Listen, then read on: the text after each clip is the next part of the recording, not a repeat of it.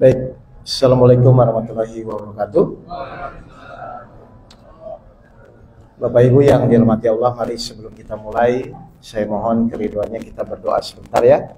Membaca ta'awud, basmalah, sholawat Nabi dan baca umul kitab suratul Fatihah. Mari kita mulai bersama-sama. A'udzubillahi minasyaitonirrajim. Bismillahirrahmanirrahim. Allahumma sholli ala sayyidina Muhammad wa ali sayyidina Muhammad. Bismillahirrahmanirrahim. Alhamdulillahi rabbil alamin. Arrahmanirrahim. Maliki yaumiddin. Iyyaka na'budu wa iyyaka nasta'in. Ihdinas siratal mustaqim. Siratal ladzina an'amta 'alaihim ghairil maghdubi 'alaihim waladdallin. Amin. Ya alhamdulillahirabbil alamin. Wassalatu wassalamu asrofil anbiya'i wal mursalin sayyidina maulana Muhammadin wa alihi washabihi ajmain amma ba'du. Baik, Bapak Ibu yang dirahmati Allah, seperti biasa ya. Orang sering bertanya, saya ini memang selalu membahas tentang masalah kehidupan ya. Jadi spesifiknya saya memang diajarkan guru saya itu adalah tentang ilmu kehidupan. Ilmu kehidupan itu apa? Ilmu kehidupan itu kan sebenarnya ilmu terapan sehari-hari yang harus Bapak Ibu kuasai di dalam menjalani hidup. Contoh gini. Bapak Ibu yakin nggak bahwa Al-Quran itu adalah pedoman dan petunjuk hidup? Ayo, siapa yang tidak yakin keluar dari Islam, kan begitu kan? Baik, makanya kita di rukun iman ada salah satunya beriman kepada Al-Quran. Artinya Al-Quran itu harus diyakini melebihi apapun yang kita pikirkan. Betul? Jadi misalnya, mohon maaf ya, misalnya Al-Quran bilang A, Bapak Ibu berpikir B misalnya. Kira-kira Bapak Ibu pikirannya mengikuti Al-Quran berarti jadi A, atau tetap Al-Quran suruh mengikuti pikiran kita? Jujur. Saya ulang, kalau misalnya nanti Al-Quran itu tidak sama dengan pemikiran kita, berarti Bapak Ibu mengikuti Al-Quran atau Al-Quran disuruh mengikuti pikiran kita? Kita mengikuti Al-Quran. Setuju dulu ya, ini saya mau cegat ini. Sekarang tolong dijawab. Menurut Bapak Ibu semua, sebenarnya untuk menyelesaikan masalah hidup itu mudah atau sulit? Halo? Saya baru kupas. Loh, saya ulang dulu. Ibu Bapak setuju nggak? Kalau nanti menurut Al-Quran mudah dan kita masih mengalami kesulitan, berarti salah kita atau salah Al-Quran? Nah, menurut Al-Quran, menyelesaikan masalah hidup itu mudah atau sulit? Menurut Al-Quran? Menurut kita? Nah, ini maksud saya Pak, Bu. Jadi ayo kita belajar. Jangan-jangan di dalam Al-Quran itu cara menyelesaikan masalah hidup itu ada, cuman karena mungkin kita kurang memahami, akhirnya kita menganggap sulit. Kan itu yang terjadi, Pak. Contoh sederhana ya, saya akan buktikan. Tujuan Allah menguji manusia, ya, atau tujuan Allah memberikan suatu permasalahan kepada kita tuh, apakah memang untuk membuat kita menderita, atau untuk membuat kita semakin yakin kepada Allah, Pak? Siapa yang tidak? Semua paham ya? Baik, siapa yang mau bantu baca ayat? Baik, oh ya Mas ya. Baik, kita akan tadabbur Al-Quran. Ini tadabbur ya, bukan menafsirkan ayat. Tadabbur cuma membaca, mengimplementasikan. 29 ayat 2 ya. Kalau memang menurut Bapak Ibu benar ya, dijalani aja sudah. 29 ayat 2 surat Al-Ankabut. Artinya saja. Apakah manusia mengira bahwa mereka dibiarkan hanya dengan mengatakan kami telah beriman dan mereka tidak diuji? Ini populer ya ayatnya ya. Apakah manusia itu hanya akan dibiarkan mengaku beriman, saya beriman kepada Allah, sebelum Allah uji? Jadi cara Allah ingin tahu hambanya yang beriman atau yang tidak beriman, berarti Allah harus ngasih apa? Ujian, betul? Pertanyaan kedua, berarti tujuan Allah memberikan ujian itu ya supaya Bapak Ibu beriman atau pusing? Beriman. Mohon maaf, Bapak Ibu ketika dikasih ujian biasanya yakin atau pusing? Pusing kan? Loh, padahal menurut Al-Quran, Allah ngasih ujian tuh supaya kita yakin atau pusing? Kenapa nggak sama? Nah, berarti pasti ada yang salah dengan diri kitanya. Jangan-jangan selama ini Al-Quran Bapak Ibu baca, tapi Bapak Ibu lupa bagaimana mempraktekannya. Karena seberapa apapun Bapak Ibu teorinya setinggi apapun, sepintar apapun Bapak Ibu, kalau ilmu itu tidak dipraktekkan, Bapak Ibu tidak akan merasakan. Misalnya contoh ya, saya punya resep. Saya bilang, Pak, ini kalau membuat teh manis, Bapak siapkan air, gula, dan teh. Misalnya. Anggaplah Bapak belum pernah buat gitu ya. Saya kasih resepnya. Kalau Bapak Ibu ingin tahu resep saya benar atau salah, berarti Bapak Ibu harus ngapain? Praktek, buat. Benar nggak? Praktekkan, dibuat, dirasakan. Akhirnya, oh benar ya teh manis. Berarti resep yang saya bawa benar atau salah? Kenapa Bapak Ibu yakin benar? Sudah dipraktekkan. Mengerti ya Bapak Ibu ya? Nah sekarang kita lihat. Ada beberapa ayat-ayat Al-Quran yang harusnya dibuktikan.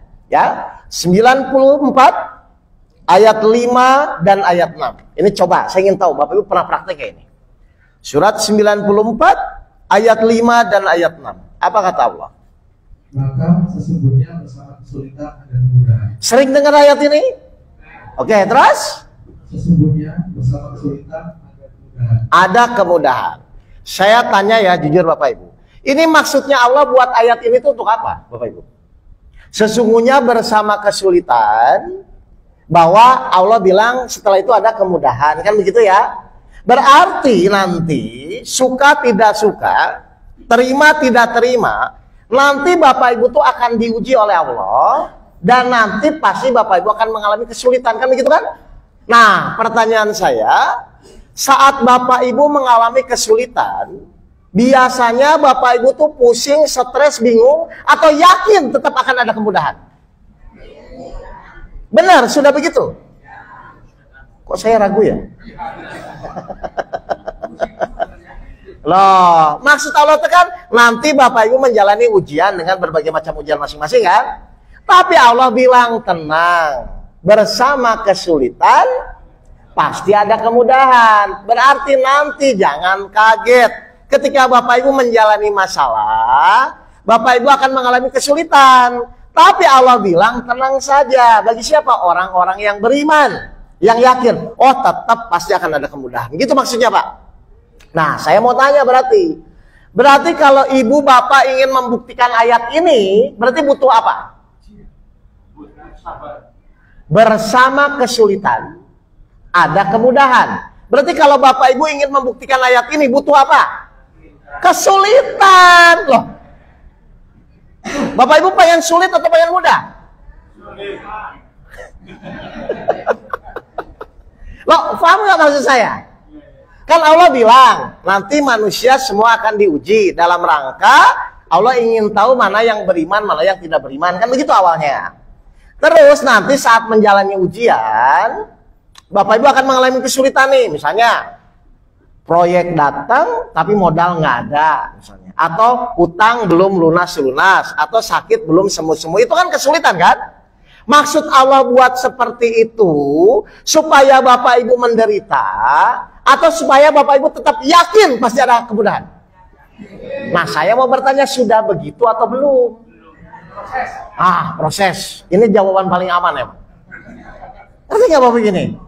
Jadi Bapak Ibu nanti jangan kaget pas menghadapi kesulitan. Harusnya Bapak bilang, sulit, tapi kan Allah janji. Kan begitu kan harusnya kan? Enggak. Berarti sesulit apapun, pasti saya yakin akan ada kemudahan. Itu namanya iman. Mengerti ini Bapak Ibu ini? 26, 61, sampai 63. Coba. Ya. Jadi yang saya diajarkan guru saya itu, ayo mulai dipraktekkan Pak ayat-ayat Al-Quran dengan kehidupan kita sehari-hari, biar Bapak Ibu benar-benar merasakan gitu loh. Surat 26 Asy-Syura ayat 61 sampai 63. Coba perhatikan, ini sedikit cerita supaya kita bisa paham ya. Silakan. Maka ketika kedua golongan itu saling melihat, berkatalah pengikut-pengikut Musa. Baik, terus Kita benar-benar akan tersusun. pasukan Nabi Musa dikejar tentara Firaun, Pak. Ya, mentok di depan sudah Laut Merah, belakang pasukan Firaun. Menurut pasukannya, Musa kita benar-benar tersusul. Berarti pasukan ini bicara dengan akal atau imannya, Pak? Akal. Kita memang benar tersusul nih. Paham ya? Kita lihat Nabi Musa jawab apa di 62-nya. Oh, coba. Musa menjawab, Nabi Musa menjawab, sekali-sekali tidak akan tersusul. Ah. Sesungguhnya Tuhanku bersamaku, Dia akan memberi petunjuk padaku. Nabi Musa bilang apa? Padahal pasukannya udah teriak kan, kita akan tersusul. Tapi Nabi Musa bilang apa? Enggak. Allah pasti akan menolong saya. Allah pasti memberi petunjuk kepada saya. Mohon maaf ya. Padahal saat itu Nabi Musa tahu nggak solusinya, Pak? Belum. Tapi kenapa? Kok Nabi Musa pede? Enggak, Allah pasti nggak akan meninggalkan. Kenapa begitu, Pak? Beriman. Berarti ketika pasukan Nabi Musa dikejar, dibentokkan ke Laut Merah, itu ujian atau bukan? Untuk menguji keimanan atau untuk pusing dengan masalahnya? Bapak Ibu tahu ini? Berarti nanti ketika Bapak Ibu menghadapi kesulitan, tetap yakin bahwa Allah menolong atau pusing dengan ujiannya? Sudah begitu?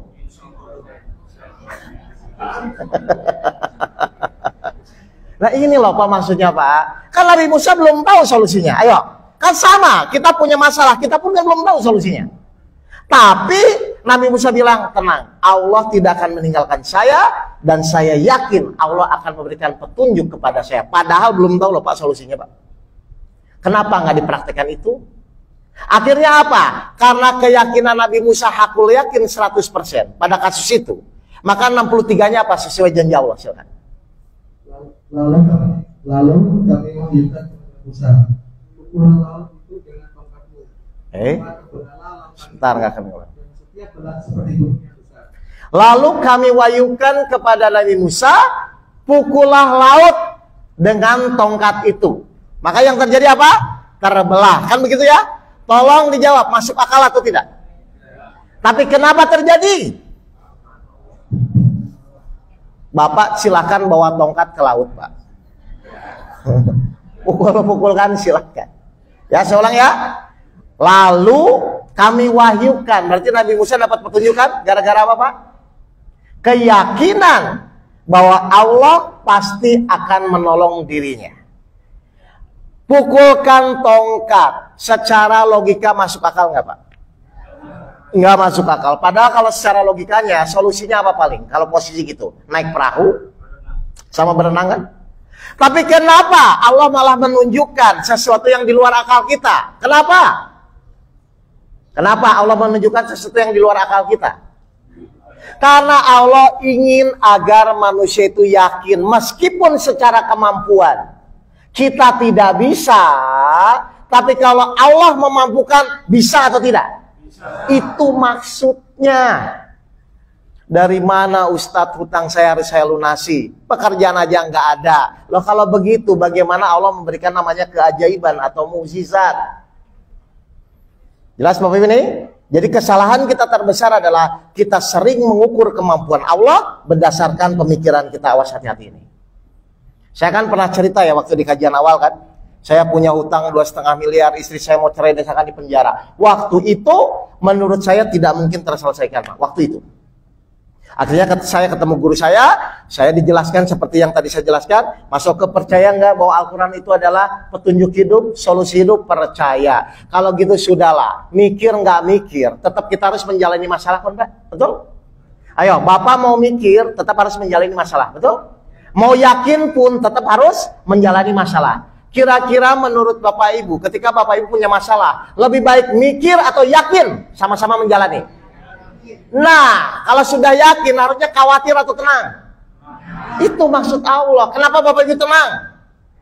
Karena yakin bersama kesulitan ada kemudahan. Sebesar apa keyakinan Bapak Ibu kepada ayat Al-Quran ketimbang masalah yang dihadapi? Lebih besar mana? Benar ini? Ayo, lebih besar mana? Janji Allah di dalam Al-Quran atau masalah yang Bapak Ibu hadapi selama ini? Benar? Berarti istri cerewet itu mudah atau sulit, Pak? Istri cerewet mudah atau sulit untuk diselesaikan? Mudah, tinggal di Al-Quran ada nggak caranya? Ada. Terus kenapa istri Bapak sama ini selalu cerewet? Berarti Bapak Ibu belum praktek, kan begitu harusnya. Jadi menyelesaikan istri cerewet, anak nggak mau sholat, ya, menantu kurang ajar, suami galak, kira-kira mudah atau sulit? Kata siapa? Ah, itu maksud saya. Berarti kita tinggal praktekkan, begitu kan? Jadi terbukti sebenarnya Al-Quran ini adalah solusi hidup. Untuk siapa? Untuk yang mau mempraktekkan. Ya, jadi saya ulang ya. Jadi tolong jangan katakan tidak mungkin. Karena ketika Allah berkehendak, yang tidak mungkin pun bisa jadi mungkin. 19 ayat 8 dan ayat 9. Ya. Surat Maryam. Oh, kemana ini yang bacanya? Oh, Vina. Oke. 19 ayat 8 dan ayat 9. Coba perhatikan. Dia Zakaria berkata. Zakaria berkata, oh, ya, ya Tuhanku, bagaimana aku akan mempunyai anak? Terus? Itu seseorang yang mandul dan aku sendiri sesungguhnya sudah mencapai usia yang sangat tua. Wajar nggak Pak Nabi Zakaria bilang begitu? Bagaimana ya Allah saya pengen punya anak, sedangkan istriku mandul dan saya pun seorang yang tua. Wajar nggak kalau Nabi Zakaria bilang gitu? Wajar ya? Tapi kita lihat jawaban Allah di ayat 9-nya Pak. Terus? Allah berfirman, demikianlah Tuhanmu berfirman, hal itu mudah bagiku. Terus? Sungguh kau telah kuciptakan sebelum itu, pada waktu itu kau belum berwujud sama sekali. Menurut kita sulit atau mudah? Menurut Allah? Makanya Bapak Ibu disuruh beriman kepada Allah. Jadi sebenarnya saya ulang lagi, menyelesaikan masalah itu sulit atau mudah? Mudah bagi yang beriman. Sulit bagi yang kebanyakan mikir. Bapak Ibu ketika dikasih masalah itu yakin atau mikir?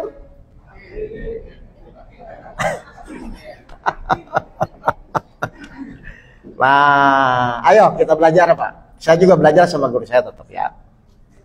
Jadi kalau Bapak Ibu memang mau belajar, kita sekarang belajar. Nah, sekarang bagaimana agar ayat-ayat Al-Quran yang selama ini kita pelajari itu dipraktekkan dan dibuktikan untuk meningkatkan keyakinan kita. Kan begitu harusnya Pak. Ya, gini, saya cerita, saya ulang dulu sebentar, baru kita nanti praktekkan. Ya, jadi waktu saya bermasalah itu Pak, di 2008 itu, kan saya pusing Pak. Ini hutang 2,5 miliar, aset nggak ada, gimana mau menyelesaikan? Istri juga udah pengajuan waktu itu cerai. Terus saya kena kasus hukum kan, masalah hutang perusahaan Pak. Jadi intinya banyak yang melaporkan saya, kalau saya misalnya tidak menyelesaikan, saya pun akan dipenjara. Jadi ada 3 hal yang waktu itu buat mau saya pusing. 1, hutang. Tolong dengarkan bagi yang punya masalah hutang. Hutang saya 1 masalah hutang. Yang kedua masalah keluarga. Yang ketiga masalah hukum waktu itu. Nah, kan saya curhat. Ternyata guru saya bilang, ayolah masuk ke. Sudah, sekarang mau pusing mau tidak, tetap kan masuk harus hadapi. Karena hutang kan wajib dibayar kan Pak. Ya kan? Keluarga, ya sudahlah nanti terserah keluarga bagaimana. Dan masalah hukum tetap harus dijalani prosesnya. Cuman bilang, tapi yakin ya Al-Quran itu solusi? Yakin. Tapi sekarang tolong ajarkan saya caranya. Kan begitu kan Pak? Ternyata Pak, caranya tuh mudah Pak. Kalau kita tidak tahu, memang pusing Pak. Tapi ternyata mudah.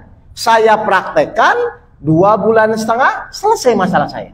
Hutang 2,5 miliarnya selesai. Istri saya nggak jadi bercerai. Saya pun nggak jadi dipenjara Pak. Ternyata ayatnya, itu Bapak Ibu juga sering baca kok. Cuman mungkin Bapak Ibu lupa gitu. Di mana ayatnya? Surat Al-Baqarah ayat 153. Ya ayyuhallazina amanu ista'inu bis-sabri was-shalah innallaha ma'as-sabirin. Silakan Pak artinya Pak. Sering dengar ya ayat ini ya? Itu maksudnya dipraktekkan aja. Saya praktek ayat ini ke waktu itu. Silakan Pak. Wahai orang-orang yang beriman, mohonlah pertolongan kepada Allah dengan sabar dan sholat. Sungguh Allah bersuka orang-orang yang sabar. Wahai orang-orang yang beriman, yang yakin kepada apapun yang Allah janjikan, mohonlah pertolongan kepada Allah dengan sabar dan sholat. Berarti saya mau bertanya ya Bapak Ibu ya, sebesar apapun masalah Bapak Ibu yang sekarang Bapak Ibu hadapi, kalau Allah menolong, beres atau tidak? Oke, itu kunci dulu ya. Semua masalah yang kita hadapi Pak, kalau Allah yang menolong, beres. Sekarang tolong dijawab, kita wajib nggak ikhtiar? Wajib. Selama ini niat ikhtiar Bapak dan Ibu, niatnya untuk menyelesaikan masalah atau supaya Allah menolong? Jujur. Hah? Kan tadi saya bilang, semua permasalahan apapun yang Bapak Ibu hadapi, kalau Allah menolong, beres nggak? Berarti harusnya niat ikhtiar yang benar harusnya itu kita ikhtiar tuh untuk menyelesaikan masalah atau supaya Allah menolong harusnya. Selama ini apa? Menyelesaikan masalah. Memang Bapak Ibu bisa menyelesaikan tanpa pertolongan Allah. Nah, kalau begitu harusnya niatnya untuk menyelesaikan masalah atau supaya Allah menolong harusnya. Harusnya supaya Allah menolong. Kenapa niatnya menyelesaikan masalah? Loh, jadi Bapak Ibu selama ini niat ikhtiar menyelesaikan masalah. Halo? Niatnya itu. Itu disuruh siapa Bapak Ibu? Loh. Karena menurut Al-Quran itu harusnya niat kita ikhtiar itu supaya Allah menolong. Kenapa? Karena semua permasalahan kalau tidak ditolong Allah, Bapak Ibu mau jungkir balik pun tetap nggak akan bisa menyelesaikan. Jelas nih Bapak Ibu? Makanya Allah bilang, berfirman di surat 3 ayat 160 apa? Saya kunci dulu ayatnya. Jadi tolong ya Bapak Ibu, silakan ikhtiar, cuman diluruskan sesuai dengan Al-Quran gitu loh Bu. Apa kata Allah Mas? Silakan.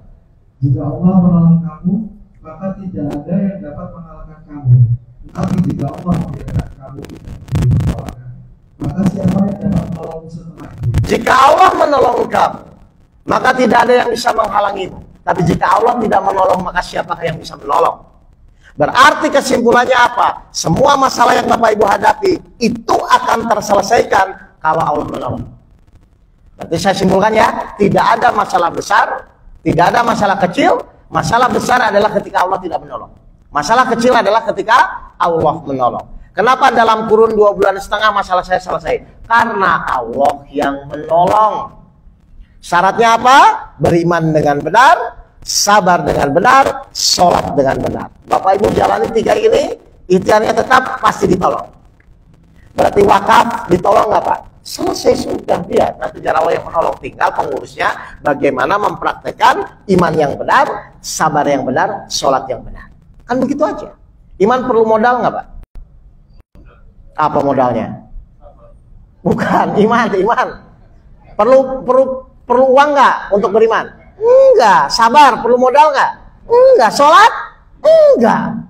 Berarti semua orang harusnya bisa ditolong Allah. Berarti nggak ada alasan kalau masalah Bapak Ibu belum selesai. Kan itu aja sebenarnya. Jelas Bapak dan Ibu ini? Nah, sekarang ayo kita kupas bersama-sama. Terakhir saya nyampein apa ya di sini? Lupa saya. Atau diulang aja kali ya? Soalnya udah lama sekali ya. Kemarin 2 bulan yang lalu ya Pak. Baik. Gini aja, saya singkat saja. Yang penting 3-3-nya bisa Bapak Ibu pahami langsung ya. Gini. Bapak Ibu yakin nggak Allah itu pasti menolong kita? Yakin. Tapi pertanyaan kedua, cukup yakin saja atau memenuhi syaratnya? Harus memenuhi syarat Pak. Apa syaratnya? Iman yang benar, sabar yang benar, sholat yang benar. Mohon maaf, Bapak Ibu sudah beriman? Sudah? Menurut perasaan atau menurut Al-Quran? Ayo, Bapak Ibu sudah beriman? Menurut perasaan atau Al-Quran? Kan Pak, sama dengan saya dulu ditanya. Sudah beriman masuk kok? Sudah, saya bilang. Sudah sabar? Kalau nggak sabar saya bunuh diri Pak Guru, saya bilang. Sudah sholat? Apalagi sholat, saya bilang tahajud 11, duha 12, rawatib 12, saya jalani Pak. Kepepet? Terakhir guru saya cuma nanya, sudah ditolong? Jawaban saya apa? Belum. Berarti iman, sabar, sholat saya yang belum benar atau ayatnya yang salah? Pasti belum benar. Karena kalau iman, sabar, sholat Bapak benar, pasti ditolong Pak. Nggak mungkin nggak Pak. Nah, sekarang saya singkat-singkat aja biar waktunya cukup ya. Iman, cirinya orang beriman apa Pak? Menjauhi larangannya dan menjalankan. Nah, kalau takwa, itu takwa Pak. Iman. Hah? Ya, coba cirinya orang yakin, mikir atau enggak? Kalau masih mikir, yakin atau tidak? Ah, lihat ya, kalau Bapak Ibu sudah yakin, harusnya enggak mikir. Kalau masih mikir, berarti kurang yakin. Mohon maaf, Bapak Ibu ketika punya masalah, yakin atau mikir? Mikir apa? Loh, katanya beriman. Halo? Kok bingung lagi nih? Nah, itu maksudnya, ini kenyataannya kenapa mikir kan? Padahal, saya ulang lagi ya, kita tuh yakin ya semua masalah Allah akan menolong. Berarti masih mikir atau jalani saja? Jalani. Loh, kamu tahu solusinya? Ya nggak tahu, tapi saya yakin. Kalau saya yakin, Allah pasti ngasih jalan. Jadi cirinya orang yakin apa? Nggak mikir. Loh, kan tadi saya bolak-balik gitu tadi. Kalau masih mikir, yakin nggak? Enggak. Loh, Bapak itu selama ini kalau punya masalah, yakin atau mikir? Oke, coba saya mau nanya nih. Nggak apa-apa, bagus nih. Bapak Ibu tuh mikir apa sih? Solusi ya? Tolong dijawab. Kalau Bapak Ibu sudah imannya benar, sholatnya benar, sabarnya benar, pasti Allah ngasih solusi nggak? Berarti solusi itu urusan siapa? Loh, kenapa dipikirin yang bukan urusannya? Urusan kita itu sabar yang benar, iman yang benar, sholat yang benar. Kalau ini sudah benar, pasti ditolong Allah nggak Pak? Pasti, ngapain dipikirin? Nah, sekarang saya ingin tanya nih, jangan-jangan salahnya di sini. Mohon maaf ya. Selama ini Bapak Ibu tuh dikasih akal oleh Allah. Ya, dikasih akal kan? Untuk mikirkan solusi atau untuk mengikuti petunjuk? Jujur. Nggak, jujur dulu selama ini. Bapak Ibu selama ini dikasih akal oleh Allah biasanya untuk mikirin solusi atau untuk mengikuti petunjuk? Wah, kita dikasih akal oleh Allah tuh Pak, maksudnya pas Bapak Ibu punya masalah, Bapak Ibu buka ini petunjuknya apa, bukan mikir solusinya bagaimana. Karena akal ini dipakai untuk memahami petunjuk. Setelah paham dipraktekkan. Berarti ikhtiar itu untuk mengikuti petunjuk atau mikir sendiri?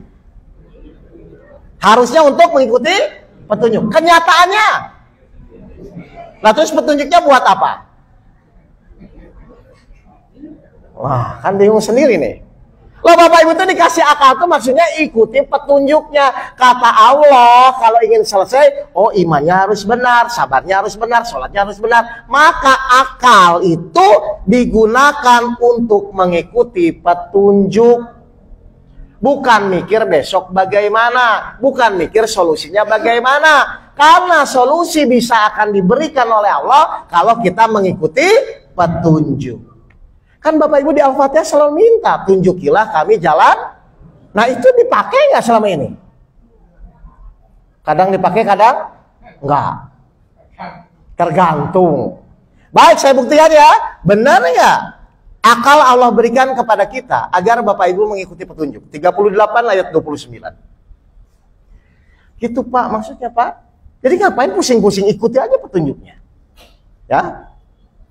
Surat 38 ayat 29. Silakan Pak. Kitab Al-Quran yang kami turunkan kepadamu perlu berkah agar mereka menghayati ayat-ayatnya dan agar orang-orang yang berakal sehat mendapat pelajaran. Nah, benar nggak akal itu dipakai untuk memahami Al-Quran dan mempraktekannya nanti? Jadi nanti kalau Bapak Ibu punya masalah bukan bagaimana solusinya. Harusnya kalau punya masalah itu ini menurut petunjuk bagaimana langkah-langkahnya Pak. Mohon maaf ya Bapak Ibu ya. Petunjuk itu untuk mempermudah atau mempersulit? Terus kenapa Bapak Ibu kalau punya masalah malah mikir sendiri bukan ikuti petunjuk, kenapa? Kurang tantangan. Hah? Oh, ya udah. Ngerti ya, Bapak Ibu ya? Jadi kalau sudah ada petunjuknya, berarti kan tinggal diikuti saja. Lebih mudah mikir sendiri atau lebih mudah ikuti petunjuk? Ya sudah, petunjuknya sudah ada atau belum? Sudah, tinggal dipraktekkan. Nah, menurut petunjuk, tadi diulang ya. Menurut petunjuk ketika kita punya masalah itu, ternyata harus dengan pertolongan Allah. Caranya gimana supaya Allah nolong? Perbaiki imannya, perbaiki sabarnya, perbaiki sholatnya, lalu jalani. Setelah dijalani, masalah selesai nggak dengan pertolongan Allah? Pasti selesai. Kenapa? Allah berjanji. Kalau Allah sudah berjanji, Pak, pasti akan terjadi. 19 ayat 61. Kalau Allah sudah berjanji, pasti akan terjadi. Ya.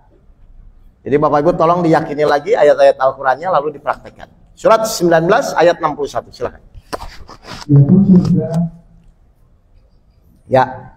Itu surga yang telah dijadikan oleh Tuhan yang Maha Pengasih kepada hamba-hambanya. Terus? Sekalipun surga itu tidak tampak, sungguh janji Allah itu pasti ditepati. Allah berjanji surga kepada hamba-hamba yang soleh. Tapi hamba yang soleh sudah lihat atau belum? Jadi meskipun kita belum tahu, tapi kalau Allah sudah janji, pasti Allah tepati nggak? Berarti pasti terjadi nggak? Oke, masalah Bapak Ibu mungkin sekarang belum selesai. Tapi Allah janji, wahai orang-orang yang beriman, sabar, mohonlah pertolongan kepada Allah dengan sabar dan sholat. Sudah ditolong atau belum saat punya masalah? Belum. Tapi Allah janji akan menolong nggak? Dengan apa? Dengan iman, sabar, sholat yang benar. Berarti nanti saat menjalani masalah pasti selesai atau enggak, Pak? Kenapa pasti selesai? Allah berjanji. Jadi selama ini Bapak Ibu disuruh beriman kepada Allah. Ternyata Bapak Ibu disuruh beriman kepada janjinya. Kalau Allah janji akan menolong, pasti akan ditolong. Tinggal Bapak Ibu memenuhi syarat atau tidak. Kan begitu aja kan? Mohon maaf. Kalau Bapak Ibu ingin ditolong, kira-kira Allah akan menolong kepada orang yang bersyukur atau mengeluh? Nah, bersyukur ya. Mohon maaf. Bapak Ibu ketika punya masalah, biasanya bersyukur atau mengeluh? Halo? Mengeluh, tapi ingin ditolong, begitu? Wah. Jelas Bapak ini? Jadi cirinya orang beriman apa Pak? Yang paling sederhana? Tidak mikir. Loh, kenapa tidak mikir? Nah, kan udah ada petunjuknya. Tinggal kita mikirin mengikuti petunjuk. Jadi tugas kita selama ini sebenarnya menyelesaikan masalah atau menjalani masalah? Tugas kita selama ini menjalani masalah atau menyelesaikan masalah? Tugas kita menjalani masalah, Pak. Tugas Allah menyelesaikan dengan pertolongannya. Loh, Bapak Ibu itu selama ini menjalani masalah atau menyelesaikan? Ah, jujur ini. Lalu terus Bapak Ibu pusing-pusing itu kenapa? Ingin menyelesaikan? Jelas, Pak? Nah, saya dimarahin sama guru saya. Ayo, Mas Oke. Mas Oke selama ini berusaha menyelesaikan kan? Iya, Pak Guru. Emang bisa? Ya nggak bisa. Tugas Mas Oke itu menjalani masalah di jalan yang lurus sesuai petunjuk Allah. Oh, berarti harusnya saya menjalani. Pertanyaan saya, ada nggak yang mengetahui kapan masalah itu selesai? Nggak ada. Karena kita tidak tahu kapan itu masalah selesai, maka langkah yang kedua Allah nyuruh apa? Sabar. Mohon maaf ya, sabar itu sulit atau mudah? Loh, ibu tuh ingin ditolong nggak? Kalau ingin ditolong syaratnya apa? Mau mudah mau sulit, karena kita ingin ditolong berarti kita harus sabar. Wah, saya harus jalanin sabar ini. Nanti takutnya Bapak Ibu nggak sabar nih. Coba. Sabar itu sulit atau mudah? Nggak, jujur dulu. Sulit atau mudah? Udah. Sulit ya? Baik. Tolong direnungkan. Sulit atau nggak tahu caranya? Ah, bukan sulit Pak. Bapak Ibu tuh selama ini mungkin nggak tahu caranya. Jujur misalnya gini ya. Ibu Bapak punya masalah. Terus ujung-ujungnya biasanya kalau dinasihatin oleh orang disuruh apa? Sabar kan? Pernah nggak Bapak tanya? Ustadz nyuruh saya sabar nih. Saya bukan orang sabar, ingin jadi sabar. Bagaimana caranya? Pernah nggak ditanya caranya? Atau cuma disuruh? Kalau disuruh doang nggak diajarin caranya, gimana mau bisa, Pak? Jadi kalau ada orang nyuruh Bapak Ibu sabar, ya, kalau ada orang nyuruh Bapak Ibu sabar, jangan lupa tanya caranya. Kalau dia nggak ngajarin caranya, nggak usah nyuruh. Lo ngapain? Ayo setuju ya? Jadi saya ulang, kenapa sabar itu sulit? Mungkin selama ini Bapak Ibu nggak tahu caranya. Menurut siapa? Menurut Al-Quran seperti itu, 18 ayat 68. Karena di Al-Quran dijelaskan, orang akan sulit kalau nggak tahu caranya. Jadi bukan sulit ya Bapak Ibu ya, karena belum tahu caranya. Silakan. Dan bagaimana engkau akan dapat bersabar atas sesuatu, sedang engkau belum mempunyai pengetahuan yang cukup tentang hal itu. Oh, jadi sabar itu sulit atau nggak tahu caranya? Karena nggak tahu caranya. Loh, padahal Bapak Ibu dari dulu disuruh sabar nggak? Terus kenapa? Kok nggak tanya caranya, Pak? Atau cuma disuruh aja, tapi nggak pernah diajarin caranya? Wah, jangan ya Pak ya. Jadi ketika ada orang nyuruh sabar, nyuruh sholat, nyuruh iman, itu jangan lupa tanya caranya. Karena Bapak Ibu harus bisa mempraktikannya. Baik, berarti saya akan kupas bagaimana caranya sabar ya. Gini, Bapak Ibu sudah sabar?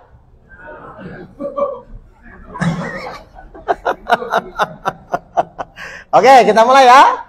Bagaimana caranya sabar agar kita yang pertama bisa mempraktekkan dan bisa membuktikan bahwa ketika Bapak Ibu sabar, Allah pasti menolong. Ya. Pertanyaan saya yang pertama, kenapa kita disuruh sabar oleh Allah? Atau apa manfaatnya kita belajar sabar Bapak Ibu? Apa? Saya ulang. Apa manfaatnya Bapak Ibu minum obat? Supaya sembuh. Kalau dokternya bilang, Pak, ini silakan obatnya diminum, tapi wallahu alam, sembuh atau tidak. Bapak Ibu mau nggak? Nggak mau, ngapain saya minum kalau wallahu alam, kan? Nah, jadi manusia itu biasanya ketika melakukan sesuatu, Pak, dia harus tahu dulu manfaatnya. Kan begitu kan, Pak? Kenapa Bapak Ibu kerja siang malam? Karena ingin punya uang. Kan begitu kan? Jadi akhirnya Bapak Ibu mengorbankan itu. Nah sekarang saya mau nanya, kenapa selama ini Allah nyuruh kita bersabar? Ayo. Nah, karena kalau ibu bapak nggak tahu manfaatnya sabar, maka muncul kata-kata mutiara sabar ada. Ayo jujur. Kalau kamu sabar nanti kamu diinjak, kan begitu kan Pak? Makanya Bapak Ibu sebelum melakukan sabar, Bapak Ibu tanya, ya Allah apa sih manfaat sabar? Ternyata manfaat yang pertama tadi apa? Innallaha ma'as-sabirin. Sesungguhnya Allah bersama orang-orang yang sabar. Ketika Bapak Ibu bersama Allah, masalah beres nggak? Berarti kalau sekarang masalah belum beres, masih belum sabar. Jadi kalau Bapak Ibu sabar yang benar, pasti masalahnya selesai. Tapi kalau sekarang Bapak Ibu belum sabar, ya wajar kalau masalah belum selesai. Jadi masalah selesai dulu baru sabar, atau sabar dulu baru masalah selesai? Sabar dulu baru masalah selesai. Mohon maaf, Bapak Ibu ketika punya masalah, ingin cepat selesai atau ingin sabar? Bapak Ibu ketika punya masalah, ingin cepat selesai atau ingin sabar? Jadi sabar nggak peduli nih. Nah, ternyata Allah nyuruh kita menjalani masalah itu dari yang kita tidak sabar menjadi sabar. Itu fungsinya apa? Loh, kalau Bapak Ibu nggak ada masalah, gimana mau latihan sabar? Betul nggak? Nah, jadi sekarang ternyata apa? Manfaat dari sabar adalah bersama Allah dan Allah yang menolong. Itu di dunia. Sekarang di akhirat, apa manfaat sabar? Surat 3 ayat 142. Ya. Surat 3 ayat 142. Apa manfaat kita belajar sabar? Apakah kamu mengira bahwa kamu akan masuk surga? Ini Allah nanya kepada siapa, Pak? Kepada kita kan? Terus apa kata Allah? Padahal belum nyata bagi Allah orang-orang yang berjihad di antara kamu, dan belum nyata orang-orang yang sabar. Jadi salah satu syarat masuk surga apa, Pak? Sabar. Bapak Ibu sudah sabar?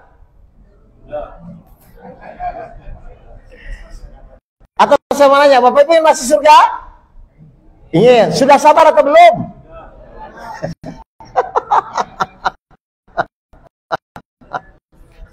Atau Bapak Ibu nggak sabar tapi masuk surga, begitu? Emang punya orang dalam? Salah satu syarat masuk surga itu kita menjadi sabar. Berarti suka tidak suka, terima tidak terima, Bapak Ibu harusnya menjalani hidup mulai meningkatkan kesabaran. Ya, mau sulit, mau mudah, karena itu syarat masuk surga. Akhirnya nggak ada alasan Bapak Ibu untuk tidak sabar. Jadi saya mau tanya ya, berarti kata-kata sabar ada batasnya, salah atau benar? Kenapa salah, Pak? Karena kalau tidak sabar bersama setan, kalau sabar bersama Allah. Jadi Bapak Ibu ingin nggak sabar? Bener ya? Oke, kalau bener saya mau kunci nih, tinggal praktiknya kan? Baik. Kalau memang ingin sabar, kita masuk bagaimana caranya sabar. Mohon maaf. Di dalam kejadian hidup ini, Pak, selama ini kita hidup, berapa banyak kejadian yang menimpa kita, Bapak Ibu semua? Tidak terhitung. Menurut Al-Quran cuma 2, Pak. 21 ayat 35. Nah, menurut Al-Quran itu 2, Pak. Apa kata Allah? Berapa kejadian yang menimpa kita? Setiap yang bernyawa akan merasakan mati. Kami akan menguji kamu dengan keburukan dan kebaikan. Berapa banyak, Pak? 2, keburukan dan kebaikan. Keburukan itu anggap kita buat kejadian enak ya. Kebaikan itu kita anggap buat kejadian enak ya. Keburukan kita anggap kejadian tidak enak ya. Jadi cuma 2 ya, Pak ya. Jadi berapa kejadian yang akan menimpa kita nanti? 2, kejadian enak dan tidak enak. Tolong dijawab. Bapak Ibu tuh kalau saya tanya, hidupnya ingin dapat kejadian enak atau tidak enak? Ingin enak ya? Baik, nggak apa-apa. Sekarang tolong dijawab lagi. Kalau Bapak Ibu ingin sabar, berarti butuh kejadian enak atau tidak enak? Sekarang jadi Bapak Ibu inginnya yang mana? Bingung. Loh, katanya tadi ingin enak. Bisa nggak sabar itu pasangannya kejadian enak? Nggak bisa. Pak, sabarnya istrinya solehah, begitu? Nggak bisa, Pak. Nah, bersyukur harusnya. Sabar itu pasti identiknya lawannya kejadian tidak enak. Misalnya saya ngomong nih, Pak, sabar ya istrinya cerewet. Pas nggak? Jadi kalau Bapak ingin sabar, berarti Bapak butuh istri yang solehah atau yang cerewet? Halo? Pak? Saya ulang lagi. Syarat masuk surganya Allah salah satunya adalah sabar. Untuk bersabar berarti Bapak butuh istri yang baik atau yang cerewet? Berarti istri cerewet itu masalah atau sarana masuk surga? Berarti Bapak terima kasih atau emosi? Terima kasih. Sudah begitu? Nah, ini mau saya kupas. Bagaimana caranya ketika istri kita cerewet, tapi kita tetap ngomong alhamdulillah. Dan itu dari hati dan mulut. Dan ternyata bisa, dan ada caranya di dalam Al-Quran, Pak. Jadi sekarang kalau Bapak Ibu ingin sabar, berarti Bapak butuh kejadian enak atau tidak enak? Nah, bayangkan. Namanya orang butuh kalau dikasih. Kira-kira terima kasih atau emosi? Terima kasih, orang butuh kan? Bapak butuh sabar. Tiba-tiba Allah buat kejadian, istri Bapak cerewet. Berarti Bapak senang atau emosi? Senang. Iya, seharusnya. Nanti mau saya ajarin. Jadi berbahagialah kalau istri Bapak masih cerewet.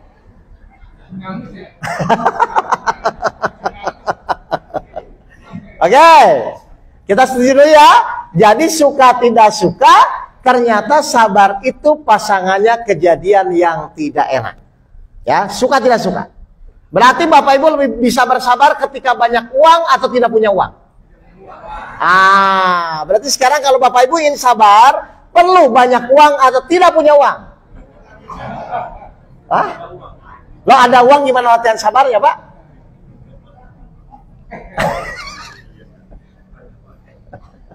Baik, kalau begitu bagaimana caranya latihan sabar? agar sesuai dengan keinginan kita. Innallaha ma'a sabirin. Sesungguhnya Allah bersama orang-orang yang sabar. Saya ajarkan metodenya, nanti Bapak Ibu mulai praktekkan dan tolong dibuktikan. Ya, karena memang ini ilmunya terapan langsung, ya. Bagaimana caranya sabar? Surat 64 ayat 11. Nah, ini caranya, Pak. Nanti tinggal prakteknya.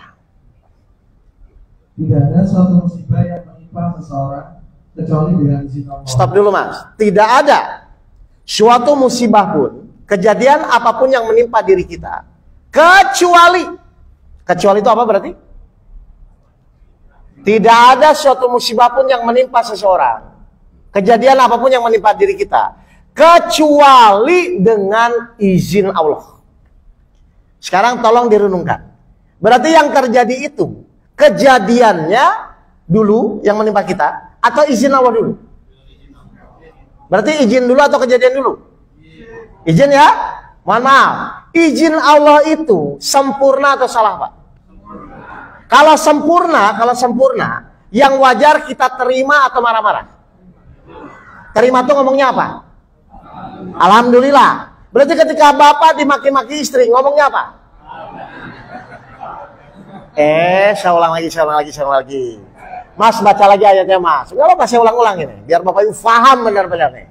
Tidak ada suatu musibah yang menimpa seseorang kecuali dengan izin Allah. Tidak ada suatu kejadian pun, musibah apapun yang menimpa diri kita, kecuali dengan izin Allah. Allah mengizinkan terjadi, Allah tidak mengizinkan tidak terjadi. Berarti nanti, ketika Bapak Ibu punya kejadian nanti, berarti yang Bapak Ibu lihat, kejadiannya atau izinnya? Harusnya izinnya, kenyataannya kejadian. Mohon maaf, selama Bapak Ibu bertahun-tahun hidup, selama ini kalau ada kejadian, Bapak Ibu lihat kejadiannya atau izinnya? Kenapa lihat kejadian? Kan ada izinnya, Pak. Nah, makanya di sini perlunya iman. Berarti kalau ingin meyakini izin Allah dengan akal atau dengan iman? Iman. Lanjut ayatnya, diulang silakan. Perhatikan nih Bapak Ibu nih. Tidak ada suatu musibah yang menimpa seseorang kecuali dengan izin Allah. Oke, semua setuju atas izin Allah, tapi pakai iman atau pakai akal? Terus? Dan barang siapa beriman kepada Allah, niscaya Allah akan memberikan petunjuk kepada hatinya. Maka ketika Bapak Ibu menerima izin Allah dengan iman, meskipun di depan mata dimaki-maki istri, tapi ini izin Allah, Bapak Ibu terima, Allah akan memberi petunjuk kepada hatinya. Untuk apa? Untuk merubah istrinya, untuk merubah suaminya. Jadi sabar itu, Pak, efeknya adalah merubah pasangan kita, skup yang paling kecil. Kenapa saya bilang begitu? Saya ceritakan testimoni saja ya. 2015 ada jamaah saya. Ibu-ibu masih muda, Pak, umur 31 tahun. Dia kerjanya seorang motivator. Dia datang ke pesantren saya di Bogor. Dia nangis, "Ustadz, tolong saya." Kenapa? Saya 4 tahun rumah tangga dengan suami saya. Tiap hari saya berantem sama suami saya. Tampar-tamparan, pukul-pukulan, Pak. Padahal dia motivator, Pak. Terus saya bilang, ya udah, ibu laporin aja kalau KDRT. Loh Ustadz, masalahnya dia KDRT, saya juga KDRT. Lah kan dia kebalas juga, Pak. Lah terus kenapa sekarang? Saya udah nggak kuat, udah 4 tahun saya nikah. Terakhir tadi sebelum saya ke pesantren Ustadz, saya berantem dengan suami saya, mas kawin saja mau kena dijadiin keset kamar mandi sama suaminya. Saya merasa terhina, saya mau pulang Ustadz. Kemana? Ke Jambi. Jadi dia udah bawa koper, Pak. Kira-kira Bapak Ibu kalau punya teman, punya masalah begitu, Bapak Ibu nasihatin disuruh apa? Jangan Ibu sabar, atau emosi dia. Jangan. Gini. Ujung-ujungnya ke sana, tapi saya mau jelasin nih. Nanti kalau ada orang bilang begitu, gini ya Bapak Ibu. Saya bilang ke ibu itu, Bu, kalau masalah yang ibu ceritakan itu, ibu bersama Allah, beres nggak masalah ibu? Kira-kira jawabannya iya atau enggak? Ya, kan? Nggak mungkin orang seperti apapun kalau sudah urusannya dengan Allah, pasti iya kan? Urusan terpercaya tidak percaya terserah dulu, tapi iya dulu kan? Nah, terus saya bilang, sekarang tolong ibu cari ayat di dalam Al-Quran yang Allah itu berjanji akan bersama. Nah, saya nggak bilang sabar, tapi dia suruh baca. Di mana Ustadz? Surat Al-Baqarah 153. Innallaha ma'asabirin. Sesungguhnya Allah bersama orang yang sabar. Loh Ustadz, saya tuh kurang sabar apa lagi? Sering nggak omongan itu ibu-ibu? Saya kurang sabar apa lagi Ustadz? Loh Bu, kalau ibu sabar, masalah selesai. Karena innallaha ma'a sabirin. Sekarang saya cuma tanya, ibu tuh memang sabar atau merasa sabar? Kok tahu Pak? Kenyataan dan masalahnya belum selesai. Karena kalau sabar yang benar, masalah harus selesai. Loh, terus gimana Ustadz caranya? Baik, caranya begini Pak. Saya praktek ya, satu orang bisa bantu saya. Ini ibu dengerin, bapak dengerin. Kalau nanti dimaki-maki orang, gini caranya. Nah, siap ya? Misalnya mas ini mau maki-maki saya nih. Ya, mau maki-maki saya dia.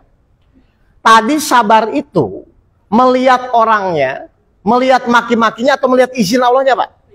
Izin Allah ya. Nah, ini saya kasih contoh gambar dulu. Misalnya izin Allah di sini. Ini misalnya izin Allah di sini. Misalnya ini contoh ya. Berarti ketika masnya maki-maki saya tuh fokus ke dia, pikiran saya, atau pikiran saya digeser ke izin Allah? Geser kan Pak? Saya langsung ngomong, ya Allah, karena engkau yang mengizinkan dia maki-maki saya. Kemana? Oke, dengerin ya. Jadi konsentrasinya apa? Pikiran kita digeser ke izin Allah. Kan kita ingin sabar kan? Semua kejadian yang menimpa diri kita bisa terjadi atas izin Allah. Berarti nanti kalau ada kejadian apapun, saya akan melihat izin Allahnya Bu. Ngerti ya? Nah, saya mau latihan nih. Masnya maki-maki saya. Berarti pas mas ini maki-maki saya, pikiran saya itu ke dia atau digeser ke izin Allah? Geser. Ya Allah, karena engkau yang mengizinkan dia maki-maki saya terima. Gitu loh Pak maksudnya Pak. Pengaruh nggak akhirnya dia maki-maki saya? Enggak, karena pikiran saya sudah digeser ke izin Allah. Nah, yang selama ini membuat Bapak Ibu emosi, itu kan dimaki-maki fokusnya ke sini kan? Sudah berapa tahun begitu? Yang kan bisa sabar kalau begitu.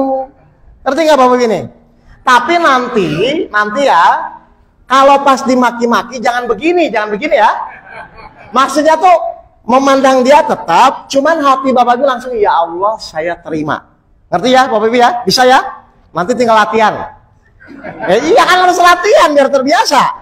Ngerti ya? Jadi sabar tuh gitu caranya. Tidak melihat orang, tidak melihat kejadian, tapi pikiran kita langsung ini izin Allah. Nah Allah senang kalau izinnya dihormati. Paham? Nah, baik, makasih Mas. Teori ya. Nah, saya ajarin dia begitu. Nah, biasa kan? Kalau orang dinasehatin pertama kali, biasanya nerima atau ngeyel, Pak? Loh, kok tahu, Pak? Oke. Saya bilang gini, Bu, udahlah, Bu. Ibu jalani dulu. Ibu praktekkan dulu dan tolong langsung dibuktikan. Karena caranya sabar itu kita tidak melihat kejadian, kita tidak melihat orang, kita tidak lihat maki-maki, tapi kita hormati izin Allah. Jadi gimana Ustadz? Kalau saya jadi ibu, saya praktek dulu. Kalau misalnya nanti sudah 2 hari, 3 hari tetap nggak berubah, silahkan pulang, saya bilang, ke Jambi. Tapi tolong praktek dulu ya Bu. Pesanan saya di Bogor, dia juga pesan di Bogor. Oke. Akhirnya dia mikir. Yaudah deh Ustadz, saya mau praktek. Pokoknya nanti kalau suami saya maki-maki, berarti pikiran saya langsung ini izin Allah. Ya, saya bilang, tolong ya. Baik. Akhirnya dia pulang Pak, pada maghrib dari pesantren saya. Nyampe rumahnya pada Isya. Benar Bu. Pas dia nyampe rumahnya, langsung memang suaminya udah emosi. Dari pas waktu diskusi dengan saya pun, suaminya tuh udah WhatsApp, tanya ke Ustadz kamu, adab saat istri kepada suami. Wah pokoknya panjang lebar. Akhirnya si istrinya nyampe di rumahnya, masuk ruang tengah, langsung suaminya maki-maki dia. Karena emang udah emosi. Istri kurang ajar, kaki 4, kaki 5. Iya bahasa binatang itu loh Pak. Kurang ajar, wah dimaki-maki. Nah si istrinya kan tadinya tiap hari ketika maki-maki kan langsung respon, langsung reaktif kan. Tapi karena dia ingat omongan saya, kata Ustadz ya izin Allah. Jadi pasti maki-maki dia bilang, ya Allah saya terima. Itu dia bilang, Ustadz sesak sekali tapi saya paksa karena saya ingin ditolong Allah. Nah 15 menit suaminya maki-maki. Suaminya heran, kok istri saya nggak ngelawan-ngelawan. Loh, biasanya tarikan pertama langsung lawan Mbak. Ini langsung gak kok ini dimaki-maki. Terima, diam gitu kan. Sampai sejam dia maki-maki, akhirnya suaminya kecapean. Nggak dilawan sama istrinya, kan kaget. Ini ustadznya ngomong apa kok jadi diam gitu kan? Karena si istrinya nggak ngelawan Pak, nggak berespon. Akhirnya kan suaminya capek sendiri kan, sejam kan? Akhirnya suaminya bilang, baik Bu, kalau kamu diam saja, kita lanjut besok. Benar ini Pak? Ini benar-benar. Dia cerita ke saya sambil nangis waktu itu. Apa yang terjadi Pak? Akhirnya istrinya tidur di kamar depan, suaminya di kamar belakang. Rumahnya 2 kamar Pak. Kamar belakang itu sama kamar mandi. Nah pas subuhnya, si istrinya mau ngambil wudhu, pas sholat subuh azan ke dapur. Akhirnya suaminya buka pintu ngejar istrinya, dia pikir mau berantem lagi. Enggak Bapak Ibu, suaminya langsung cium kaki istrinya, minta ampun, dan dia berjanji tidak akan marah lagi. Kenapa? Kok langsung berubah dalam semalam? Innallaha ma'asabirin. Kenapa Allah bersama dia? Karena dia menghormati izin Allah. Saya mau bertanya, selama Bapak Ibu hidup, berapa kali Bapak Ibu menghormati izin Allah? Halo? Selama Bapak Ibu hidup, berapa kali Bapak Ibu menghormati izin Allah? Atau selalu terjebak dengan kejadian atau orangnya? Benar? Salah Bapak Ibu. Juni 2023 saya dimaki-maki jamaah, saya difitnah, dizolimi. Saya bilang ya Allah saya terima, karena ini semua atas izinmu. Berarti saya bersama Allah nggak saat itu? Saya langsung berdoa, ya Allah saya minta naik haji. Juni 2023 Pak, 18 Mei 2024 saya berangkat haji. Tidak daftar, tidak antri, dan tidak punya uang. Kenapa? Allah bersama orang-orang yang sabar. Oh, jadi kalau Bapak dimaki-maki istri, Bapak lihat izin Allahnya atau istrinya? Terima, Bapak bersama, pasti doanya dikabulkan. Silakan minta istri apa Pak? Istri baru, bukan. Minta istrinya dibolak-balikan hatinya, pasti berubah. Saya ulang ya.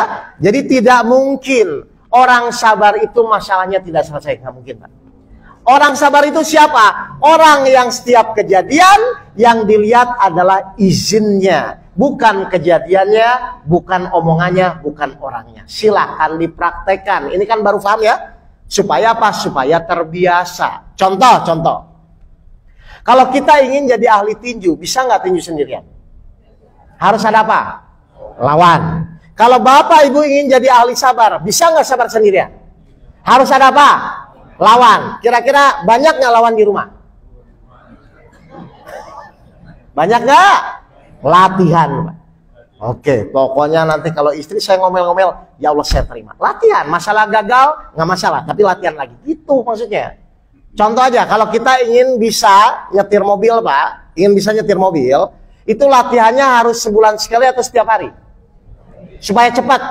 Setiap hari kan? Kalau Bapak Ibu ingin secepatnya sabar, latihannya setiap hari atau sebulan sekali? Setiap hari. Berarti Bapak perlu istri cerewetnya setiap hari atau sebulan sekali? Latihan Pak. Sampai refleks. Istri cerewet atas izin Allah, baru berdoa, atas izin berdoa. Silakan dibuktikan. Ya. Jadi ini metode yang guru saya ajarkan. Waktu saya 2008 debt collector datang ke rumah, orang maki-maki saya, orang ngancam bunuh saya praktek. Ya Allah saya terima atas izinmu. Dimaki-maki saya terima. Setelah itu saya bilang, saya tetap tanggung jawab Mas. Akhirnya dia diam. Kenapa? Karena ketika saya menerima karena izin Allah, Allah bersama, maka muncul kekuatan Allah, orang itu akhirnya jadi baik. Oh, jadi kalau sekarang suami belum berubah, istri belum berubah, berarti Bapak Ibu bukan sabar, tapi selama ini merasa sabar. Mohon maaf, sabar itu bersama Allah. Berarti logikanya hatinya bahagia atau emosi? Jadi nggak mungkin ibu sabar tapi menderita, nggak mungkin Pak. Orang menderita itu bukan sabar tapi merasa sabar. Kenapa? Dia bukan menerima izin Allah. Dia cuman memendam. Contoh, ada jamaah saya curhat, Ustadz, saya juga sudah diam, saya juga sudah menerima. Saya tanya, ibu menerima tuh karena izin Allah atau karena malas ribut sama suami? Halo? Ibu selama ini menerima tuh karena izin Allah atau malas ribut sama suami? Daripada saya ribut dengan suami saya Ustadz, mendingan saya diam. Bukan begitu sabar itu. Sama-sama diam, tapi yang satu diamnya karena menghormati Allah, yang satu males ribut sama suami. Itu beda ya Bapak Ibu ya. Makanya suaminya akhirnya nggak berubah-berubah. Nah saya bilang ke si ibu itu, Bu, sekarang nanti daripada ibu pas ribut sama suami, ibu langsung, ya Allah saya terima, gitu ya. Bukan saya daripada saya ribut dengan suami, saya bilang. Oh jadi salah ya, salah. Nanti ibu praktekkan. Akhirnya apa? Praktek. Pas minggu berikutnya datang ketemu saya, Ustadz benar ya. Akhirnya alhamdulillah sekarang suami saya berubah. Tuh, akhlaknya suaminya tetap itu. Artinya ya Bapak Ibu ya. Jadi sabar itu adalah bukan diam. Sabar itu adalah pukulan pertama. Ketika Bapak Ibu menghadapi kejadian, silakan pilih. Mau dilihat orangnya atau dilihat izinnya. Ketika Bapak Ibu mulai berlatih melihat izin, apa yang Allah turunkan? 13 ayat 28. Ya. Ketika Bapak Ibu mulai berlatih melihat izin, kita lihat apa yang Allah turunkan. Surat 13 ayat 28. Yaitu orang-orang yang beriman dan hati mereka menjadi tentram dengan mengingat Allah. Ingatlah hanya dengan mengingat Allah hati menjadi tentram. Ingatlah hanya itu satu atau dua? Hanya dengan mengingat Allah hati menjadi tentram. Makanya nggak mungkin orang sabar tuh jengkel, nggak mungkin orang sabar tuh emosi. Karena ketika dia melihat izin Allah, maka Allah turunkan ketenangan, Pak. Kok saya nggak sakit hati ya? Ya karena dilindungi Allah. Jadi orang sabar tuh nggak sakit hati, nggak baperan, nggak emosi. Karena Allah bersama orang-orang yang sabar. Kira-kira kalau kita bersama Allah, doa kita dikabulkan nggak? Silahkan dicoba. Ya, tapi Bapak harus latihan dulu kan, berarti harus ada lawan dulu kan? Nah, nanti ketika diomelin istri langsung ya Allah saya terima, gitu dulu maksudnya. Nah, tapi ada anak nggak, ada mertua nggak? Karena Allah pasti akan membuat kejadian, akan menguji kita minimal dari kesabarannya. 25 ayat 20. Tenang aja Pak, sparring partner tuh banyak kok. Lawan itu banyak. Iya nggak mesti. Silakan Pak. Dan kami tidak mengutus Rasul-Rasul sebelummu Muhammad. Terus? Melainkan mereka pasti memakan makanan dan berjalan di pasar-pasar. Terus? Dan kami jadikan sebagian kamu sebagai cobaan bagi sebagian yang lain. Dan kami jadikan sebagian kamu menjadi cobaan sebagian yang lain. Jadi wajar nggak suami diuji dari istrinya? Wah, memang Allah sudah begitu. Jadi tenang saja, Bapak Ibu nggak akan kehilangan sparring partner. Pasti ada, pasti ada. Mau di jalan, mau di rumah, mau di keluarga, pasti akan ada yang menjengkelkan. Nah, tinggal sekarang Bapak Ibu silakan pilih. Mau yang dilihat kejadiannya, orangnya, atau izinnya. Metodenya sudah ada, caranya sudah ada, berarti tinggal apa Pak? Praktek. Masa setahun praktek nggak sabar-sabar Pak? Ya, naik mobil aja 2 bulan, 3 bulan udah jadi ahli kan? Nah, berarti nanti pulang apa Bapak Ibu yang pertama dipraktekkan? Pas anak tiba-tiba mecahin TV, apa yang disampaikan? Alhamdulillah, ya Allah saya terima atas izinmu. Maka jangan kaget Allah memberikan rezeki dari yang tidak disangka, TV beli lagi. Oh itu, saya rasakan benar. Waktu saya pas dimaki-maki, pas difitnah, ya Allah saya terima, saya berdoa, itu langsung dikabulkan. Jadi tidak ada rasa takut dan khawatir bagi orang-orang yang sabar. Kenapa? Karena Allah melindungi orang-orang yang sabar. Baik, sudah 15 menit lagi ya, tadi kata Mas Febri. Kalau gitu saya buka session tanya jawab 15 menit Pak. Silakan. Wah, langsung ada yang nanya. Saya mau tanya tentang surat Ar-Ra'd 11. Ya, oh baik. Ya. Baik, kita buka yang 8 ayat 53 sama saja ya. Silakan Pak. Allah tidak akan merubah. Ya. Jika kau itu tidak mau merubahnya. Baik. Sama hal itu tentang mindset. Ya. Nah, bagaimana kita memasukkan mindset kita yang positif ke dalam otak bawah sadar kita? Oke, nggak usah jauh-jauh ya Pak ya. Kita praktek ya. Coba 8 ayat 53 aja. Kalau yang 13-11 agak panjang. Tapi sama aja maknanya, silakan. Coba perhatikan nih, banyak orang yang salah di sini Pak. Silakan. Surat 8 ayat 53. Sama surat 13-11 itu ada dua sebenarnya. Tapi saya pakai yang 8 ayat 53 dulu. Yang demikian itu karena sesungguhnya Allah tidak mengubah suatu nikmat yang telah diberikannya kepada suatu kaum. Sama ya Pak ya? Terus perhatikan. Terus Hingga kaum itu mengubah apa yang ada pada diri mereka sendiri. oke, saya mau bertanya. Kita itu disuruh merubah keadaan atau disuruh merubah diri kita? Ayo jujur, selama ini Bapak Ibu merubah keadaan atau merubah diri? Kenapa nggak sama dengan ayatnya? Sekali lagi Pak, baca Pak. Nah itu loh, makanya Pak. Sekali lagi, 8 ayat 53. Ini penting sekali, bagus untuk Bapak nanya itu. Yang demikian itu karena sesungguhnya Allah tidak akan mengubah suatu nikmat yang telah diberikannya kepada suatu kaum. Allah tidak akan merubah suatu nikmat keadaan suatu kaum. Terus, dasarnya apa Allah ingin merubah nanti? Terus? Hingga kaum itu mengubah apa yang ada pada diri mereka sendiri. Baik, berarti tugas kita apa? Mengubah diri. Tugas Allah merubah keadaan. Suami istri galak, emosi, marah-marah. Bapak Ibu ketika istri cerewet itu, Bapak Ibu ingin merubah istrinya atau merubah diri Bapak Ibu jadi sabar, barulah Allah merubah istrinya. Mana yang biasanya? Nah, Bapak Ibu ketika istri cerewet, Bapak tuh ingin merubah istrinya atau merubah diri jadi sabar, barulah Allah merubah istrinya. Merubah istri atau merubah diri? Enggak, yang jujur dulu jawabannya. Ini salahnya. Bapak Ibu harusnya Bapak merubah diri jadi sabar, nanti baru Allah rubah istrinya. Seperti kasus jamaah saya itu. Kenapa dulu suaminya nggak berubah-berubah? Karena dia ingin merubah suaminya. Salah ya Bapak Ibu ya. Kita nggak bisa merubah orang lain. Seperti Nabi Nuh tidak bisa merubah Kan'an. Nabi Ibrahim nggak bisa merubah bapaknya. Nabi Muhammad nggak bisa merubah pamannya. Tugas kita merubah diri kita jadi sabar. Setelah itu barulah Allah rubah pasangannya. Loh, jadi selama ini Bapak itu merubah pasangan atau merubah diri? Itu maksudnya. Berarti ketika kita punya masalah, kita merubah masalahnya atau merubah diri? Merubah diri. Iman yang benar, sabar yang benar, sholat yang benar, ikhtiar tetap, maka masalahnya akan selesai. Kenapa? Karena Allah yang menolong. Jadi yang merubah masalah siapa? Allah. Tugas kita merubah diri. Loh, selama ini Bapak Ibu ingin merubah masalah atau merubah diri? Paham ya Pak ya? Jadi kita rubah diri kita dari yang tidak sabar menjadi sabar. Ya. Ya, saya tanyakan itu cara merubah mindset. Nah itu yang tadi saya ajarin. Jangan lihat kejadiannya, jangan lihat orangnya, tapi lihat isinya. Nah Bapak harus latihan itu.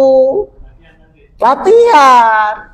Coba mohon maaf, di masjid ini ada nggak lawan buat latihan? Udah. Banyak tuh, udah latihan. Dia ngomong, ya Allah saya terima. Gitu maksudnya. Oh. Baik, bagus. Silakan, mungkin ibu-ibu. Oh, silakan. Silakan di over. Oh ya.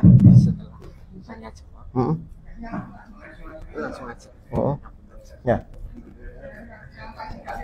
Oh, wah, bagus ini tuh, Pak. Yang nanya dikasih amplop. Ayo, sekarang nanyanya ikhlas atau karena amplop? Loh, dikasih amplop. Ayo nanya. Silakan, Pak. Ini tentang yang insya Allah setiap hari kita mesti baca. Ya. Sujud terakhir. Oh iya. Yang berbentuk sabit berbirati.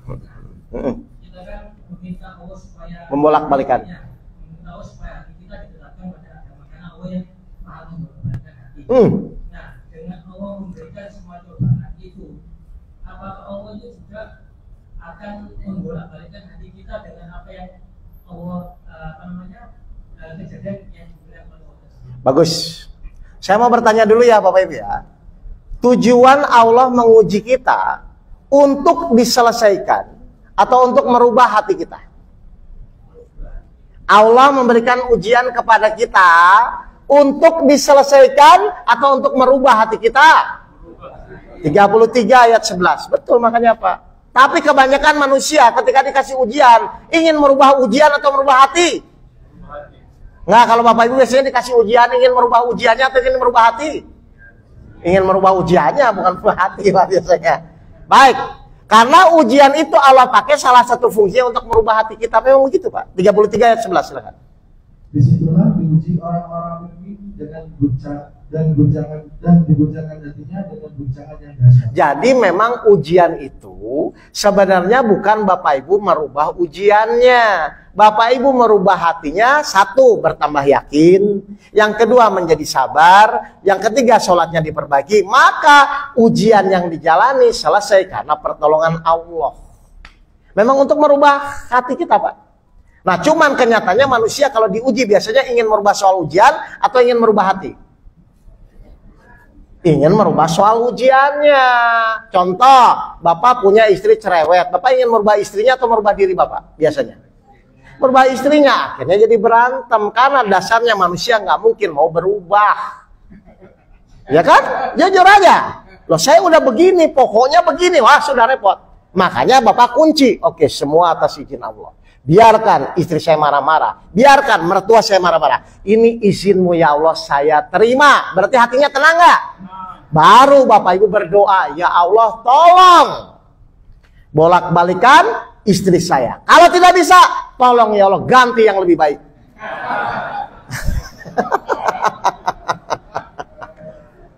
Gitu. Jelas Pak? Betul kan Pak? Memang untuk perubahan ujung-ujungnya tuh ujian tuh di hati soalnya. Makanya ini sebenarnya metode saya itu ada 7 ya Bapak Ibu ya. Namanya 7 ilmu penjari hati.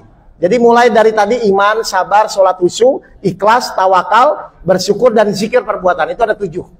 Tolong diingatkan aja Mas Ferdi, saya terakhir kajian itu metode apa, nanti saya lanjut. Ya, baik. Dikasih amplop ya, bagus ini. Bu ada amplopnya Bu, ayo. Wah bagus ini, saya baru tahu ada maksud dikasih amplop gini ya.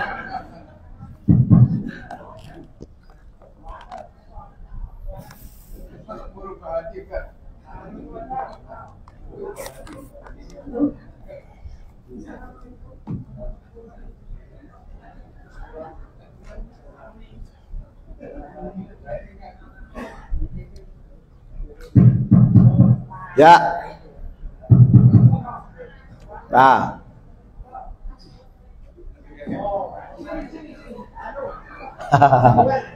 Kejauhan ya ngacamnya ya.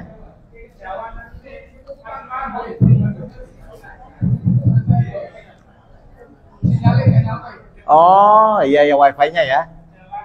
Nah, ya. Assalamualaikum warahmatullahi wabarakatuh. Waalaikumsalam warahmatullahi wabarakatuh. Silakan Bu. Saya mau menanyakan Ustaz, ciri-ciri orang yang sabar itu seperti apa? Dan apakah setiap manusia itu pasti melalui ujian dari Allah SWT? Baik. Terima kasih. Assalamualaikum. Kita lihat ya, ciri-ciri orang sabar itu seperti apa. Surat Al-Baqarah ayat 155. Ya. Langsung saja. Dan apakah manusia selalu akan mendapatkan ujian? Langsung dijawab satu surat ini, jawab dua-duanya sekaligus. Surat Al-Baqarah ayat 155. Apa kata Allah? Dan kami pasti akan menguji kamu. Dan kami pasti akan menguji kamu. Berarti semua manusia pasti nggak akan diuji. Berarti wajar nggak kalau kita diuji? Kalau wajar berarti harusnya biasa-biasa saja atau pusing? Berarti kalau pusing wajar atau tidak? Bapak Ibu ketika diuji selama ini pusing atau tidak? Berarti Bapak Ibu wajar atau tidak wajar? Dan kami pasti, berarti pasti itu semua orang pasti akan diuji ya Bu ya. Terus ujian itu biasanya enak atau tidak enak? Lanjut. Dan kami pasti akan menguji kamu dengan sedikit ketakutan, kelaparan, kekurangan harta, jiwa, dan buah-buahan. Stop dulu. Berarti saya mau bertanya ya. Berarti kita akan diuji. Hal itu enak atau tidak? Ketakutan, kelaparan, kekurangan harta, jiwa, dan buah-buahan. Biasanya menderita atau bahagia? Menderita kan? Tapi kita lihat cirinya orang sabar. Terus? Dan sampaikanlah kabar gembira kepada orang-orang yang sabar. Tapi orang sabar bahagia atau menderita? Padahal secara umum Orang ketika diuji ketakutan, kelaparan, menderita atau bahagia? Tapi orang sabar bahagia. Kenapa orang sabar bahagia? Karena orang sabar tidak melihat itu sebagai masalah. Orang sabar melihat itu sebagai sarana latihan. Istri cerewet menurut orang yang tidak sabar masalah atau bukan? Karena tidak sabar. Tapi menurut orang sabar masalah atau sarana masuk surga? Berarti bahagia atau menderita? Jadi berbahagialah kalau sekarang istrinya masih cerewet. Coba praktek latihan. Jelas ya Bu ya? Jadi salah satu cirinya orang sabar menurut surat Al-Baqarah 155 itu hatinya tetap bahagia karena dia bersama Allah. Berarti kalau Bapak Ibu menderita pasti belum sabar. Gitu aja. Baik. Silakan. Amplop masih ada? Satu lagi ya?